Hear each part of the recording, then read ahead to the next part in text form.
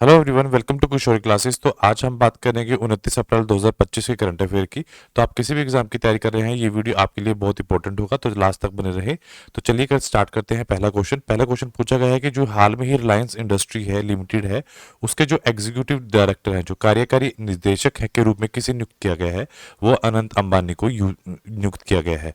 तो अनंत अंबानी को रिलायंस इंडस्ट्री के जो पूर्णकालिक निदेशक के रूप में नियुक्त किया गया है, जिनका जो पद है वो एज एग्जीक्यूटिव डायरेक्टर रहेगा, और उनका कार्यकाल 1 मई से 2025 तक से शुरू होगा, और ये जो कार्यकाल होगा ये 5 साल तक चलेगा। तो हाल में ही जो नियुक्ति हुई है उनको भी हम एक बार डिस्कस कर लेते हैं। जो CISF के जो नियुक्ति हुई है वो राजविंदर सिंह भट्टी हैं। इंडियन आर्मी के प्रमुख जो है उपेंद्र द्विवेदी हैं। इंडियन नेवी के हैं दिनेश कुमार त्रिपाठी। इंडियन एयरफोर्स के हैं अमरप्रीत सिंह। राष्ट्रीय महिला आयोग के हैं विजय किशोर राहकट्टर। और जो रेलवे बोर्ड के अध्यक्ष है सतीश कुमार हैं। RBI जो SBI के चेयरमैन है CS शेट्टी है। 51 जो चीफ जस्टिस ऑफ इंडिया है न्यायमूर्ति संजीव खन्ना है। लोकपाल जो है AM खान विलार है। FICCI के हर्षवर्धन अग्रवाल हैं। ब्रह्मोस एयरफोर्स के डॉक्टर जयतीर्थ राघवेंद्र जोशी। CRPF महानिदेशक के हैं ज्ञानेंद्र प्रताप सिंह। इसरो के हैं वी नारायण। भारतीय चार्टेड अकाउंट 73 अध्यक्ष हैं चरणजोत सिंह नंदा। SBI के MD और CEO हैं सी लाल पांडे। और वन नए वित्त सचिव है अजय सेठ। राजीव गौबा जो हैं उनको नीति आयोग के पूर्णकालिक सदस्य के में नियुक्त किया गया है। और जो प्रधानमंत्री नरेंद्र सिंह मोदी के जो निजी सचिव हैं वो हैं निधि तिवारी। हाल में ही जो महात्मा बुद्ध जो सम्मेलन है, जो बुद्ध धाम कॉन्फ्रेंस है, वो कहाँ पे की गई है अंतर्राष्ट्रीय, वो नामसाई अरुणाचल प्रदेश में की गई है। तो जो बुद्ध धाम सम्मेलन है वो अरुणाचल प्रदेश के जो उप मुख्यमंत्री हैं चोना मीन ने किया है। और हाल में ही जो अरुणाचल प्रदेश ने नामसाई में 2 दिवसीय अंतर्राष्ट्रीय बुद्ध सम्मेलन का आयोजित किया है, जिसका जो शीर्षक था वो था बुद्ध धर्म पूर्वोत्तर भारत की संस्कृति। उसके बाद महात्मा बुद्ध के जीवन परिचय पर पे एक नजर डाल लेते हैं। तो महात्मा बुद्ध की वो जो बौद्ध धर्म की स्थापना हुई थी वो गौतम बुद्ध ने की थी। गौतम बुद्ध का जो जन्म था 563 ईसा पूर्वी लुबानी में हुआ था। लुबानी वर्तमान में अब नेपाल में स्थित है। गौतम बुद्ध का जो बचपन का नाम था वो सिद्धार्थ था, ये याद रखेंगे। और गौतम बुद्ध को जो ज्ञान की शिक्षा प्राप्त हुई थी वो 35 वर्ष की आयु में हुई थी। और जो गौतम बुद्ध के जो पिता थे उनका नाम था शोधन था। और उनके जो माता का नाम था वो रानी महामाया था। गौतम बुद्ध की जो पत्नी था उनका नाम यशोधरा था, और उनके पुत्र का नाम राहुल था। उसके साथ साथ गौतम बुद्ध की जो सीख थी वो 4 चीजों पे टिकी हुई थी। तो फर्स्ट है दुख। जो आर्य सत्य थे वो 4 थे। वो पहले थी दुख की सच्चाई। दूसरा था दुख का कारण। तीसरा था दुख का अंत। और चौथा था दुख के अंत का मार्ग। तो महात्मा बुद्ध ने अपना पहला संदेश सारनाथ में दिया था। उस पहली बुद्ध जो संगीत राजगृह में, दूसरी वैशाली में, और तीसरा पाटलिपुत्र में, और चौथा कश्मीर में आयोजित हुई थी, ये भी याद रखेंगे।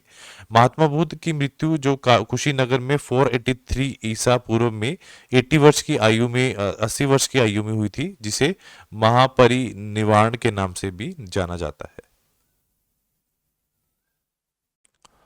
हाल में ही जो थैलेसीमिया और सिकल सेल एनीमिया एक रोग होते हैं, दोनों के दोनों ये एक ब्लड के डिजीज हैं। ब्लड डिजीज हैं ये खून में होती हैं, ब्लड डिजीज हैं। तो किस देश ने $2 मिलियन की चिकित्सा सहायता प्रदान की है, वो नेपाल ने। भारत ने नेपाल के लिए एक थैलेसीमिया और एक सिकल सेल एनीमिया, ये 2 लोग हैं, 2 बीमारी हैं जिनके लिए उन्होंने फंडिंग दिया $2 मिलियन की। तो ये दोनों दोनों बीमारियां हैं, अनुवांशिक विकार है। अनुवांशिक का मतलब क्या है, ये जेनेटिक हैं, ये बाय बर्थ मिलते हैं। जेनेटिक डिजीज हैं, जेनेटिक डिजीज बाय बर्थ, मतलब ये माँ बाप से हमें मिलती हैं। ठीक है। उसके साथ साथ जो रेड ब्लड सेल्स होती हैं उनके अंदर हीमोग्लोबिन होता है, हमें पता है हीमोग्लोबिन होता है। हीमोग्लोबिन के अंदर जो आयरन होता है, आयरन क्या करता है, ये इसको लाल कलर देता है। और हीमोग्लोबिन का क्या काम होता है, ऑक्सीजन का ट्रांसफर करना। तो अंतर्राष्ट्रीय थैलेसीमिया दिवस 8 मई को मनाया जाता है, ये याद रखेंगे हम। और जो सिकल सेल दिवस है वो 19 जून को मनाया जाता है, ये भी याद रखेंगे। और जो थैलेसीमिया दिवस 2025 को मनाएगा, जो उसका जो थीम थी वो थीम थी थैलेसीमिया के लिए एक साथ समुदाय को एकजुट करना और मरीजों को प्राथमिकता देना। ये तो 2025 की थीम थी थैलेसीमिया को रिगार्डिंग। हाल में ही जीन थेरेपी की रिसेंटली इंडिया ने एक जीन थेरेपी से किस डिजीज को कवर किया है। पहला क्वेश्चन क्या होता है, जीन थेरेपी है क्या। जीन थेरेपी में कहता है हम डीएनए को मैनिपुलेट करते हैं। मैनिपुलेट का मतलब होता है डीएनए को टारगेट करते हैं, उस डीएनए से हम बहुत सारे डिजीज जो है उनको रिकवर कर सकते हैं। तो रिसेंटली भारत ने किसको कवर किया है, वो है हीमोफीलिया। हीमोफीलिया में क्या होता है, जो ब्लड क्लॉटिंग है। ब्लड क्लॉटिंग का मतलब क्या होता है, जो ब्लड रुकता है एक नॉर्मल पेशेंट के अंदर, जैसे हमारे अंदर की बात करें तो इसके अंदर वो नहीं होता। मतलब अगर एक पेशेंट को सुई भी लग रही है तो उससे उसकी पूरी बॉडी का ब्लड बाहर निकल जाता है। तो दैट इज कॉल्ड हीमोफीलिया, और ये जेनेटिक डिजीज है जो पेरेंट्स टू ऑफ सफरिंग जाती है, ये हम याद रखेंगे। तो BRIC इन स्टेम और CMC वेलोर के हेल्प से इन्होंने फर्स्ट टाइम जो ह्यूमन जीन थेरेपी का ट्रायल किया है और वो सफलतापूर्वक गया है। तो वो जो इसकी जो समीक्षा के दौरान केंद्रीय जो मंत्री हैं डॉक्टर जितेंद्र सिंह ने जो जैव प्रौद्योगिकी बायोटेक्नोलॉजी केवल विज्ञान नहीं है, ये भविष्य की आर्थिक विधाओं को और रणनीति को स्तंभ भी है। तो हम ये याद रखेंगे हीमोफीलिया। और हेपेटाइटिस जो है ये लीवर की डिजीज है। कैंसर एक सेल डिवीजन की डिजीज है जिसमें नंबर ऑफ सेल ज़्यादा बढ़ जाते हैं। और डायबिटीज़ जब शुगर का लेवल ब्लड में बढ़ जाता है तो जो आपका पैनक्रियाज है वो इंसुलिन वगैरह अच्छे से सिक्रीट नहीं कर पाता, जिससे जो ब्लड है उसको कंट्रोल नहीं कर पाते। ये डिजीज़ के बारे में थोड़ा सा आप याद रखेंगे। अभी हाल में जो कैलाश मानसरोवर की जो यात्रा है वो 2025 में किन राज्यों से की जाएगी। पहला पॉइंट तो आपने याद रखना है कि ये 5 साल बाद स्टार्ट हो रही है। ये 2020 में हुई थी लास्ट टाइम में, और ये क्यों रुक गई थी, कोविड के चक्कर में इसको बंद कर दिया गया था। तो ये कौन से दो राज्यों से निकलेगी, ये उत्तराखंड और सिक्किम से निकलेगी। तो जो कैलाश मानसरोवर यात्रा है एक धार्मिक तीर्थ स्थान है जो भारत और चीन के गहरे धार्मिक और सांस्कृतिक संबंधों के प्रतीक है। जो इसकी यात्रा है वो जून और अगस्त 2025 में आयोजित की जाएगी और कुल 750 यात्रियों को अनुमति दी जाएगी। आपको जो क्वेश्चन पूछा जा सकता है वो पूछा जा सकता है कि जो बाईपास है कौन कौन से हैं। अगर पूछा गया उत्तराखंड का बाईपास बताओ तो वह लिपू लेक जो बाईपास दार है। और अगर पूछा गया सिक्किम का बताओ तो नाथूलाल दरार है, जो दारा है उसके मध्य में यात्रा करने के लिए अलग अलग जत्थों से विभाजित किया जाएगा। हम ये याद रखेंगे। फर्स्ट याद रखोगे कौन कौन सी स्टेट हैं, और दूसरा याद रखोगे कौन कौन से बाईपास हैं। हाल में ही एशिया विश्वविद्यालय रैंकिंग 2025 को सर्वश्रेष्ठ संस्थान कौन सा बना है, वो बना है IISc बेंगलोर को। सबसे जो टॉप वन में अगर हम इंडिया की बात करें उसको मिला है। तो एशिया विश्वविद्यालय जो रैंकिंग 2025 में IISc बेंगलोर का सर्वश्रेष्ठ पर स्थान मिला है। और ये कौन सी सूची पे आया है, 38 नंबर पर आया है अगर हम वर्ल्ड वाइड बात करें। अगर हम विश्वविद्यालय की बात करें तो अन्ना विश्वविद्यालय है जो जिसको भारत का दूसरा सर्वश्रेष्ठ स्थान मिला है, जिसका जो रैंक है 111 है। और उसके साथ साथ रखेंगे कि जो ये है भारतीय विज्ञान संस्थान है IISc बेंगलोर 38 स्थान पर है। अन्ना विश्वविद्यालय 111वें स्थान पर है। भारतीय प्रौद्योगिकी संस्थान IIT इंदौर 131 पे है। महात्मा गांधी विश्वविद्यालय 140 पे है। और शूलनी विश्वविद्यालय of biotechnology and management sciences 141 पे है, और ये सोलन में है। सोलन मतलब हिमाचल प्रदेश के अंदर ये वाली यूनिवर्सिटी प्रेजेंट है। हाल में ही पायल कपाड़िया को जो एक अवार्ड से सम्मानित किया गया है, जिनका जो अवार्ड का नाम क्या है, officer of the order of arts and later. तो ये किस किस कंट्री ने किया है, वो फ्रांस ने किया है। साथ साथ में और भी अवार्ड्स को हम डिस्कस कर लेते हैं। राणा दास गुप्ता को मिला है 2025 का विडहैम कैंपबेल पुरस्कार। विनोद कुमार शुक्ल को ज्ञानपीठ पुरस्कार मिला है। दलाई लामा को गोल्ड मर्क्यूरी पुरस्कार मिला है।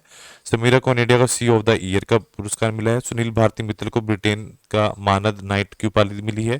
पूर्णिमा देवी बन्नू को टाइम्स पत्रिका वुमेन ऑफ द ईयर 2025 चुना गया है। और डॉक्टर भाग्यश्री पाटिल को विशाल लक्ष्य जो पुरस्कार 2025 शिक्षा के योगदान में ये पुरस्कार उनको मिला है। हाल में ही 12,000 रन करने वाले दूसरे भारतीय कौन बने हैं, वो बने हैं रोहित शर्मा। तो मुंबई इंडियंस के जो सलामी बल्लेबाज है रोहित शर्मा ने एक बार उक्लेनिया जो उपलब्धि हासिल की है। उन्होंने विराट कोहली के बाद T20 के अंदर 12,000 रन बनाने वाले दूसरे भारतीय क्रिकेटर बने हैं। और ये उसके साथ साथ और कौन है, क्रिस गेल पहले नंबर पर है, और एलेक्स हॉलेस दूसरे पे हैं, शोएब मलिक तीसरे पे हैं, कॉर्न बॉल्ट थर्ड पे हैं। अगर हम इंडिया की बात करें तो विराट कोहली फर्स्ट पे हैं, डेविड वार्नर उसके बाद है, और जॉस बटलर जो है वो उससे नेक्स्ट है। तो ये याद रखना है कि हमने जो विराट कोहली है वो फर्स्ट इंडियन क्रिकेटर हैं, और जो रोहित शर्मा है वो दूसरे इंडियन क्रिकेटर हैं जिन्होंने 12,000 रन T20 के अंदर पूरा कर लिए हैं। हाल में ही दिल्ली में किस पार्टी के जो नए मेयर है उनको चुना गया है, वो है बीजेपी पार्टी के हैं। उनका नाम क्या है? उनका नाम है राजा इकबाल सिंह है उनका नाम।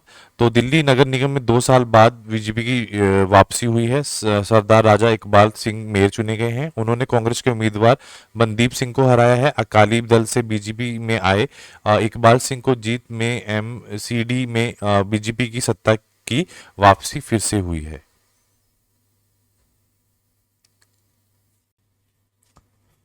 भारतीय रिजर्व बैंक के नए निर्देशकों के अनुसार सभी भारतीय बैंक में अपनी साइट में किस नए डोमेन की स्थानांतरित करना अनिवार्य है?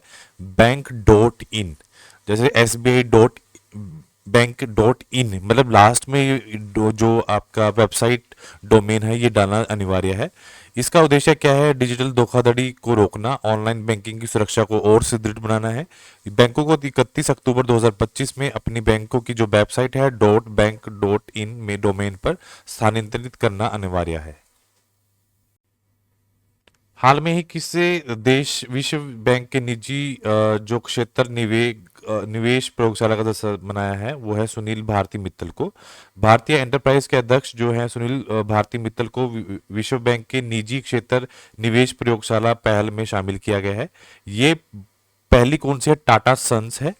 टाटा सन्स के बाद दूसरी भारतीय एंटरप्राइज जिसमें विश्व बैंक निजी क्षेत्र में शामिल होने वाली दूसरी भारतीय कंपनी बनी है।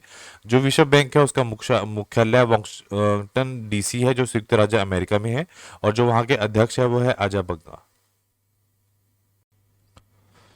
हाल में ही दक्षिण पूर्व भारत की पहली वातानुकूलित ईएमयू ट्रेन सेवा कहाँ लॉन्च की गई है? वो चेन्नई में लॉन्च की गई है। उसके साथ साथ भारत का पहला वर्टिकल रेलवे, करंट अफेयर से जुड़े क्वेश्चंस को, भारत का पहला वर्टिकल लिफ्ट रेलवे ब्रिज कहाँ है? पावन ब्रिज रामेश्वरम में है। भारत का दुनिया का सबसे बड़ा मेट्रो रेलवे स्टेशन कहाँ पर है? तीसरा।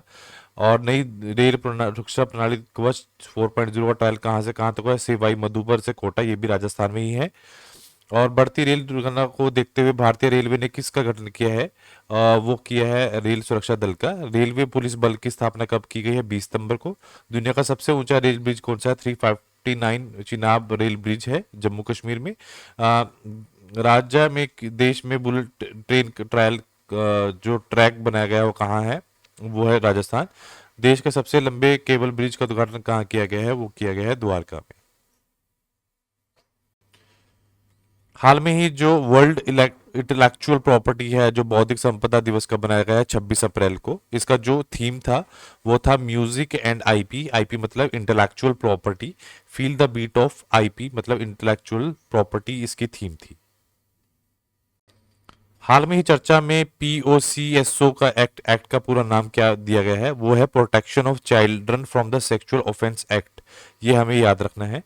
तो पीओसीएसओ को जो अधिनियम है वो 14 नवंबर 2012 को लागू हुआ था, जो वर्ष 1992 में बाल अधिकारों पर संयुक्त राष्ट्र कन्वेंशन के भारत के अनु समर्थन के परिणाम पूर्व अधिनियमता किया गया था। हाल में ही मॉस्को में जो अंतर्राष्ट्रीय फिल्म उत्सव है उसके बारे में किसने पुरस्कार जीता है? प्रदीप कुबराह को। उसके साथ साथ और भी जो पद हुए हैं उनको भी देख लेते हैं, फैक्ट्स को देख लेते हैं। जम्मू कश्मीर के जो लद्दाख के उच्च न्यायालय के मुख्य न्यायाधीश हैं वो अरुणपाली बने हैं। अग्निशमन व बचाव के जो सेवा के डीजीपी हैं सीमा अग्रवाल। एशिया क्रिकेट परिषद एसीसी के अध्यक्ष मोहसिन नकावी। नेशनल जो पेमेंट्स कॉरपोरेशन ऑफ इंडिया है उसके जो कार्यकारी निर्देशक हैं सोहनी राजौला। भारतीय रिजर्व बैंक के नए डिप्टी गवर्नर हैं पूनम गुप्ता। राष्ट्रमंडल की पहली महिला महासचिव है शौर्या बच्चौबे। उसका बाद प्रधानमंत्री नरेंद्र मोदी की निजी सचिव है निधि तिवारी। यूएस सीनेट द्वारा नेशनल इंस्टीट्यूट ऑफ हेल्थ के निर्देशक हैं जय भट्टाचार्य। भारतीय संघ बैंक संघ के हैं चल्ला श्रीनिवासन सेठी। मारुति सुजुकी की है पूर्णकालिक निदेशक Sunil Kumar Gakhar. L and T finance limited के हैं जसप्रीत बुमराह। वर्ष 2027 में फीफा वर्ल्ड कप के 10वां एडिशन की मेजबानी करने वाला पहला दक्षिणी अमेरिकी देश कौन सा है? वो है ब्राजील। तो फीफा फुटबॉल की ये किसकी स्थापना 1904 में हुई थी, जोरिख स्विट्जरलैंड में स्थित है।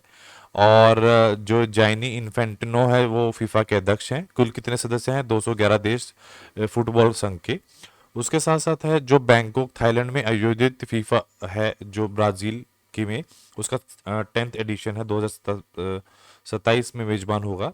उसके साथ साथ है दक्षिण अमेरिकी में पहला देश फीफा में वर्ल्ड कप की मेजबानी करेगा। और जो 91 है जो चीन में पहली महिला विश्व कप में फीफा का आयोजित किया गया था। फीफा का जो वर्ल्ड कप है वो 4 साल में एक बार आयोजित किया जाता है। 5 देशों ने अभी तक जीता है। यूएसए ने 4 बार जीता है, जर्मनी ने 2 बार जीता है, नॉर्वे, जापान और स्पेन ने एक एक बार अपने ये जो ट्रॉफी है अपने नाम की है। हाल में ही एशिया में लेवल में 5 कार्बन एशिया मान्यता प्राप्त करने वाला पहला एयरपोर्ट कौन सा बना है? वो बना है बेंगलुरु एयरपोर्ट। विश्व बैंक की रिपोर्ट के अनुसार भारत ने एक दशक में कितने लोगों की अधिकतम गरीबी से बाहर निकाला है? 17.1 करोड़। तो वर्ल्ड बैंक की रिपोर्ट के अनुसार 2011-12 से लेकर 2021-22 और 23 तक 17.1 करोड़ अधिक लोगों को अधिक गरीबी से बाहर निकाला है। इस दौरान जो गरीबी थी 2011 और 12 में 16.2 थी और अब घटकर कितनी हो गई है? 2.3 रह गई है। ग्रामीण क्षेत्रों में 18.4 से घटकर 2.8 रह गई है, और जबकि शहरों में 10.7 से लेकर 1.1 तक ये दर रह गई है। हाल में ही केंद्रीय खाद्य प्रसंस्करण मंत्रालय सुलाम 2025 का दूसरा एडिशन कहाँ हुआ है? वो हरियाणा में हुआ है। तो राष्ट्रीय खाद्य प्रौद्योगिकी उद्यमिक प्रबंधन संस्थान निफ्टम जो है 2025 और 26 में 2025 में कुंडली के सोनीपत हरियाणा में हुआ है। और ये 2025 में दूसरा एडिशन हुआ है। सुफलम का जो पहला संस्करण हुआ था, वाला एडिशन जो हुआ 13 से 14 फरवरी 2024 में था, पर वो दिल्ली में हुआ था। तो उसका उद्घाटन किसने किया है? जो उद्योग मंत्री हैं चिराग पासवान ने 2000 जो 25 में अप्रैल 2025 को इसका दूसरे एडिशन का उद्घाटन किया था। और लास्ट में एक बुक है बियॉन्ड द कोर्ट रूम, किससे जुड़ी किससे कौन है इनके जिन्होंने ये एडिशन लिखा है? तो फैली एस नीरमन जो है उन्होंने ये एडिशन प्रस्तुत किया है। रिवीजन में लेट्स टेक अ रिवीजन। तो रिलायंस इंडस्ट्री के जो लिमिटेड के कार्यकारी निर्देशक के रूप में कुछ से नियुक्त किया गया अनंत अंबानी को।